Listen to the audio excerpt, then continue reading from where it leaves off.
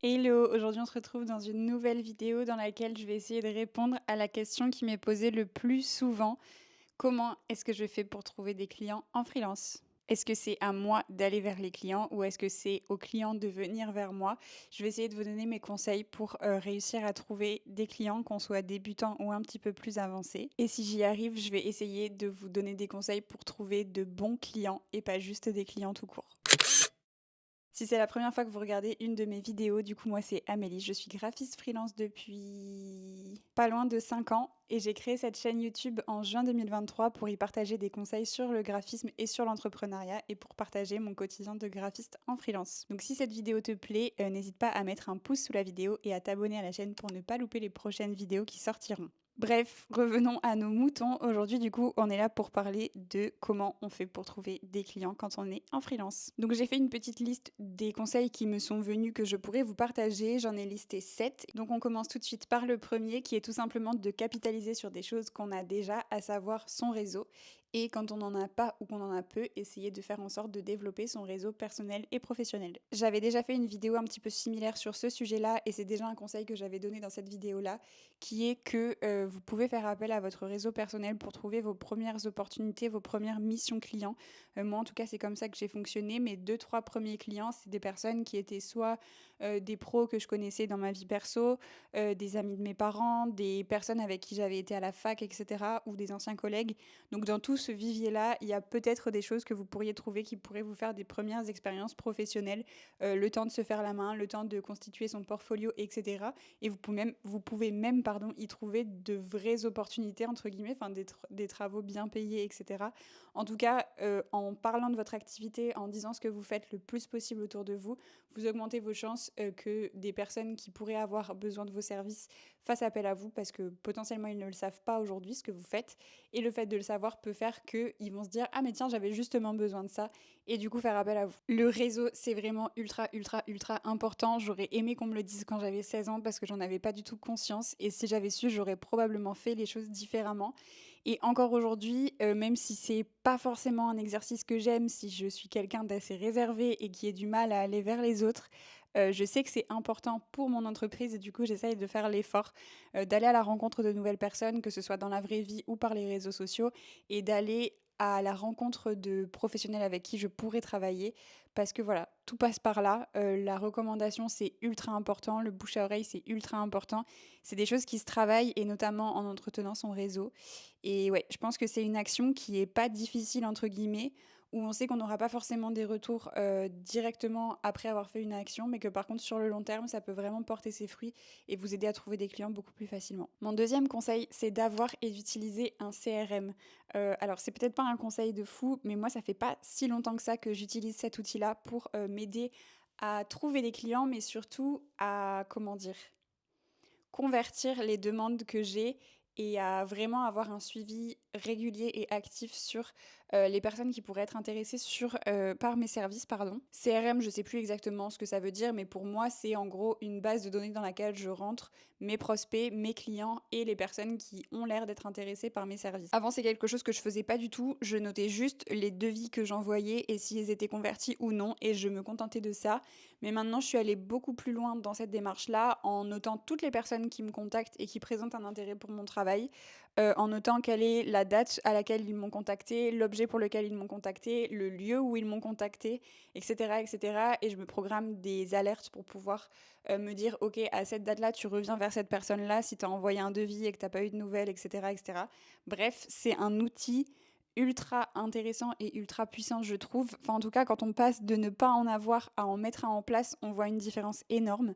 Moi, je me suis mis aussi à le faire sur Instagram, en fait, à noter des personnes qui potentiellement pourraient être intéressées par mes services et à me noter que je vais leur écrire à telle date et les relancer potentiellement à telle date. En gros, depuis que je fais ça, même par exemple pour un message reçu sur Malte ou des choses comme ça, je ne laisse passer aucune opportunité. C'est-à-dire que des fois, on va avoir une personne qui va nous envoyer un message, mais derrière, elle va pas nous répondre pendant, j'en sais rien moi, 3 semaines. Et le fait en fait d'avoir le CRM va faire que moi, je vais revenir vers cette personne, potentiellement relancer le sujet, et du coup, si elle est vraiment intéressée, signer le devis. Alors que si j'avais pas utilisé mon CRM, j'aurais oublié, je serais passée à autre chose, et du coup, j'aurais potentiellement manqué cette opportunité-là.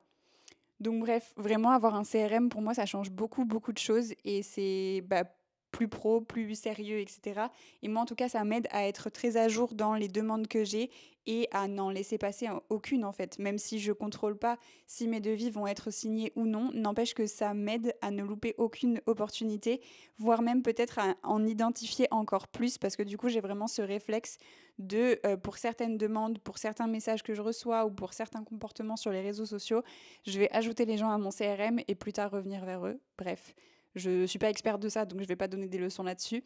Mais en tout cas, mettre en place ce type de système, c'est vraiment très utile pour s'aider à trouver des clients et à convertir du coup les prospects en clients. Mon troisième conseil ne va peut-être pas vous plaire, mais c'est tout simplement de prospecter.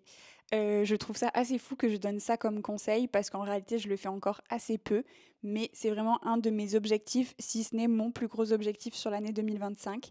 Parce que j'ai fait la découverte, c'est peut-être pas le mot, mais je me suis rendu compte récemment que si je veux bosser pour les personnes pour qui je veux bosser, il faut que j'aille les chercher moi-même parce qu'ils vont pas tomber comme par magie dans mes DM. Et donc la prospection qui est un peu vue comme un gros mot, personne ne veut faire de la prospection ça ne me ressemble pas, etc. Ben, pour moi en fait c'est le meilleur moyen d'aller chercher les projets sur lesquels on a envie de travailler. Alors certes c'est très déceptif parce que souvent on n'a pas de réponse, souvent on n'a pas la bonne méthode et du coup ça ne marche pas, ça ne convertit pas.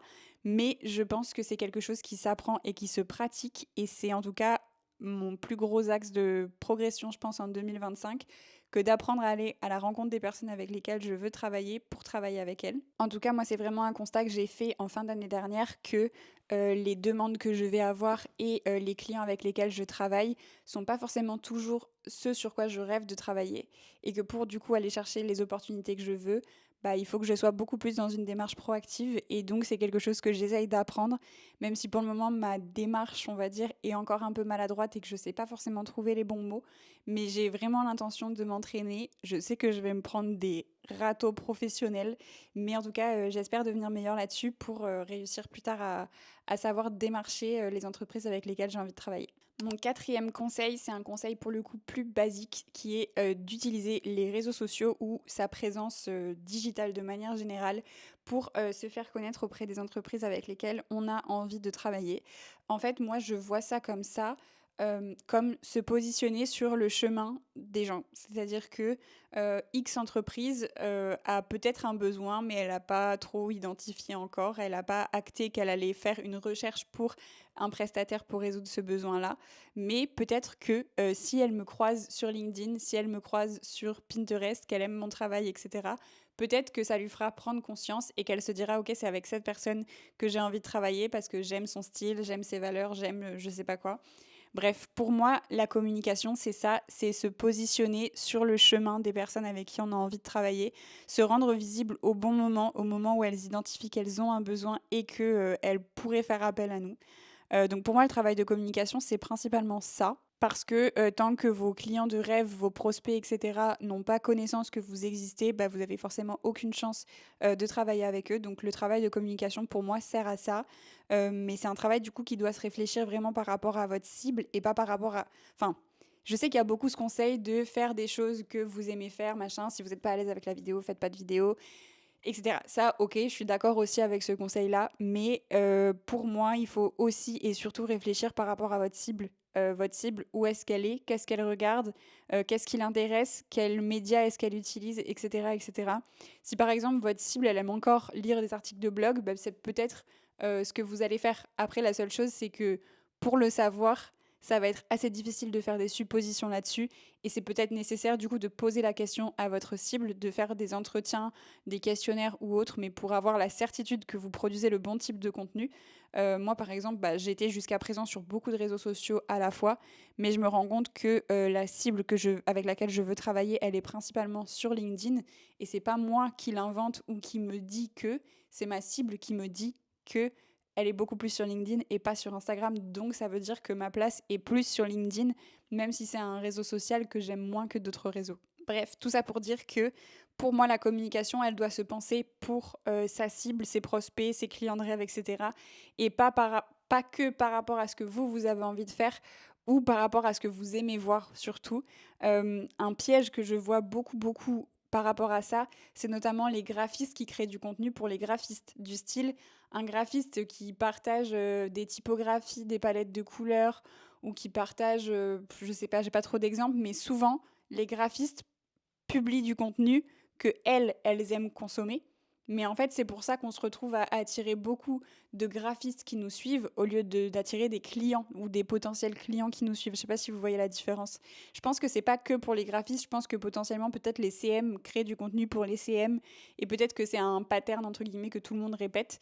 Mais en tout cas, pour moi, ce qui est vraiment important, c'est du coup de penser à sa cible quand on choisit le média sur lequel on communique et quand on crée du contenu, du coup, qu'il soit bien adressé à notre cible, donner des conseils qui vont l'intéresser et dans lesquels elle va se reconnaître, plutôt que des conseils que nous, on pense intéressants, mais qui sont au final pas les réelles problématiques de la cible à laquelle on s'adresse. Et en relisant mes notes, je vois que j'avais aussi noté que de toute façon, que ce soit cette stratégie-là, la prospection, le CRM ou autre, tout, en fait, c'est dur, je pense, parfois parce qu'on a envie que ça fonctionne vite et tout, mais dans tous les cas, il faut garder à l'esprit que beaucoup de ces stratégies-là sont des stratégies long terme et qu'entre le moment où on commence et le moment où on a des résultats, il faut parfois beaucoup de temps et du coup, il faut être très très très patient et ne pas en fait baisser les bras quand on essaye quelque chose.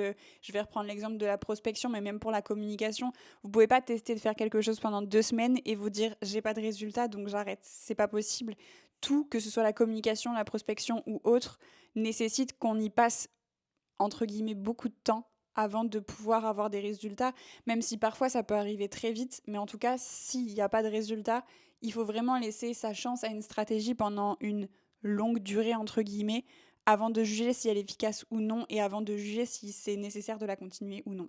Mon cinquième conseil, c'est un conseil que j'avais probablement partagé dans la vidéo que j'ai faite sur les appels découvertes. C'est tout simplement de soigner tout ce qui va se passer du coup autour de l'appel découverte, de la présentation des services, de l'envoi de documents une fois qu'on a du coup eu cet appel découverte avec un client et notamment en faisant des propositions commerciales. Le gros enjeu des propositions commerciales, c'est que ça va montrer en fait à votre client que vous vous intéressez vraiment à lui, que vous avez pris le temps de d'analyser sa situation pour lui proposer une solution qui est vraiment adapté à son besoin et voilà, que les choses n'ont pas été faites. C'est pas juste un chiffre sur un devis qui a été fait à la va-vite. Vous avez pris du temps pour lui, vous avez fait en sorte de le comprendre et votre document vient répondre aux besoins ou aux problématiques que le client sait qu'il a. La proposition commerciale, elle va vraiment avoir ce gros avantage-là. Et en fait, si on se met dans l'hypothèse de votre client, enfin votre prospect du coup, s'il a contacté 2, 3 ou 4 prestataires, dites-vous que si vous prenez le temps de faire une proposition commerciale dans laquelle vous parlez de son contexte, de ses problématiques, de l'histoire de sa marque, de ce que vous pensez lui proposer, de comment ça va se passer, si vous anticipez ses questions, etc., etc., vous allez marquer des points par rapport à quelqu'un qui va simplement envoyer un devis avec peut-être 5 lignes de texte et un tarif. Vous allez forcément vous différencier et renvoyer une image plus professionnelle à votre prospect. Donc pour moi, ça, c'est vraiment un point ultra important. Je le disais dans la vidéo sur les appels découvertes, ça sert pas forcément à quelque chose de faire des propositions commerciales dans tous les cas. Moi, personnellement, je le fais que pour les gros projets d'identité visuelle. Je le fais pas, par exemple, juste pour des cartes de visite ou pour un flyer parce que ça aurait pas de sens. Mais c'est quelque chose qui peut être intéressant quand on est sur des gros budgets, sur des grosses prestations ou sur des gros clients, ou les trois à la fois. Mais c'est pas, voilà, pas nécessaire de le faire forcément à chaque fois. Et en tout cas, c'est quelque chose voilà, qui peut vraiment vous aider à vous démarquer. Et pareil, essayez de faire en sorte que les documents soient envoyés assez rapidement, pas laisser trop de temps entre le moment de l'appel ou le moment du rendez-vous ou peu importe, et le moment où on envoie une proposition. Parce que même si, bah, bien sûr, vous n'allez pas l'envoyer dans l'heure après l'appel, mais quand même pouvoir l'envoyer sous 24-48 heures, bah, ça montre au client que vous êtes aussi très intéressé et que vous vous occupez des choses. Alors que si vous attendez une semaine, par exemple, le client va avoir tendance à se dire que vous n'êtes pas vraiment intéressé, que vous n'êtes pas vraiment impliqué, que vous avez potentiellement pas le temps, que potentiellement vous êtes en retard sur vos projets. Enfin, faut pas laisser trop la place à beaucoup de suppositions comme ça. Donc faire une proposition commerciale quand c'est nécessaire, ça peut être une bonne chose. Et faire attention du coup à envoyer les éléments le plus rapidement possible pour pas laisser le client dans l'attente. Mon sixième conseil, c'est de remplir votre portfolio. Alors ça dépend de votre métier évidemment, mais de faire une part de votre portfolio avec des projets fictifs. Et ces projets fictifs, que ce soit des projets proches de ce que vous souhaiteriez faire comme réel projet par la suite. Je vais prendre mon exemple. Moi, dans mon portfolio, il y a 2 projets de café fictif parce que c'est le genre de projet que je rêve de faire. J'en ai fait un, il me semble, il y a 2 ou 3 ans. Mais c'est vraiment des projets que j'adore en fait, parce que j'adore tout ce qui est déclinaison autour de l'identité visuelle et pas simplement faire la partie identité visuelle. Donc c'est le genre de projet que j'aime beaucoup faire et que j'adore faire même en fait pour des projets fictifs, parce que les projets fictifs, ils permettent aussi d'explorer des choses qu'on a envie de tester, etc. etc. Donc pour moi, les projets fictifs sont vraiment cool à plein de points de vue. Et du point de vue de vos prospects, de vos clients, le fait de voir dans votre portfolio des projets proches de leur secteur d'activité ou proches du style qu'ils aimeraient pour leur propre projet, ça va leur permettre de vraiment se projeter et de se dire que vous avez déjà les compétences pour venir répondre à leurs attentes. Donc un portfolio rempli de projets fictifs, c'est pas forcément non plus une bonne chose, parce qu'il faut montrer que vous avez aussi travaillé sur de réels projets. Mais en tout cas, ça peut vraiment avoir sa place d'intégrer 2, peut-être 3 projets fictifs dans un portfolio pour pouvoir montrer quel est votre style, parce qu'on est en général un petit peu plus libre aussi quand on fait des projets fictifs que quand on a des projets réels avec des clients. Et ça peut aussi permettre donc à la personne de se projeter et de s'imaginer, enfin d'imaginer le travail que vous allez pouvoir faire pour elle. Il y a un côté rassurant si on reste sur cette idée de café. Avant ça, moi, je travaille beaucoup avec des acteurs du bien-être et je pense que potentiellement un patron de restaurant ou de café ne se serait pas forcément beaucoup reconnu dans mon portfolio s'il y avait uniquement des travaux en rapport avec le bien-être. Donc en fait, que votre portfolio, quand vous l'envoyez à un client, soit à peu près adapté au secteur d'activité de la personne. Là, je vais surtout parler à des graphistes, c'est peut-être un petit peu plus compliqué pour d'autres secteurs d'activité. Mais en gros, par exemple, si vous faites votre portfolio, ce que vous pouvez faire, c'est que vous pouvez préparer une page projet par, une page par projet du coup que vous voulez présenter. Et en fait, quand vous allez envoyer votre portfolio, si c'est quelqu'un qui vous le demande, vous allez le personnaliser en fonction de la personne à laquelle vous allez l'envoyer. Par exemple, si vous envoyez du coup votre portfolio à un restaurant, vous allez afficher ou masquer certains projets en fonction de la personne avec laquelle vous allez potentiellement travailler. Si par contre c'est, je sais pas moi, un spa, ben, potentiellement vous allez changer le type de projet que vous mettez dans votre portfolio. Même chose entre si vous avez des projets avec des logos, des éléments print, des éléments digitaux, etc. Si on vous contacte pour faire une plaquette tarifaire, les logos que vous avez faits, ça ne va pas réellement intéresser votre client. Donc vous pouvez en laisser un ou deux, mais ça sera plus pertinent de mettre des projets similaires aux projets que le client a besoin de faire réaliser que des projets voilà, qui ne lui parleront pas. Donc ça, c'est un petit conseil sur le portfolio. Essayez d'avoir quelque chose d'assez personnalisé par rapport à la demande qu'on vous envoie au secteur d'activité de la personne. Et donc potentiellement de mettre un, deux, trois projets fictifs qui sont des projets qui vous plaisent et dans des secteurs d'activité avec lesquels vous voudriez travailler pour pouvoir montrer aux gens ce que vous savez faire et permettre aux gens de se projeter dans votre travail. Et enfin, mon dernier conseil, ça va être de faire des échanges de compétences. Potentiellement, c'est une piste qui peut vous aider à trouver des clients d'une manière un peu plus indirecte, je vous l'accorde, mais pour faire la continuité avec ce que je disais juste avant du coup par rapport au portfolio, ben, quand on commence, moi ça a été le cas quand j'ai commencé, je n'avais rien dans mon portfolio et j'avais besoin de clients, mais j'avais surtout besoin d'avoir un portfolio pour pouvoir montrer à de futurs clients. Et si on se met du coup dans le cadre d'un échange de compétences, vous pouvez potentiellement bénéficier des services de quelqu'un d'autre, donc par exemple peut-être d'un web designer, d'un rédacteur web, d'une photographe, enfin la liste est très longue, ça peut être tout type d'échange de compétences. Et vous pouvez donc travailler pour cette personne et en échange, cette personne travaillera pour vous, ce qui peut vous permettre de faire des économies du coup sur la réalisation de certaines prestations. Et en même temps, ce que vous pouvez en retirer, c'est d'avoir du coup des vrais projets, des projets réels à positionner dans votre portfolio. Si je prends l'exemple d'une rédactrice web, j'aurais totalement pu faire du coup l'identité visuelle d'une rédactrice web et en échange, à un montant à peu près équivalent, lui demander de rédiger les pages web de mon site web. Ça aurait été une possibilité et du coup, pour elle et pour moi, certes, ça ne nous rapporte pas d'argent, mais par contre, ça nous permet de gagner de l'expérience, de faire une réelle collaboration avec une réelle personne et d'avoir à la fin un projet qu'on peut présenter dans notre portfolio.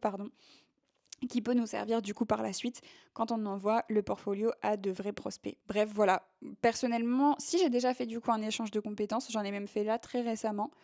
Bien sûr, il faut que ce soit, comment dire, une volonté des deux parties et que ce soit pas en mode...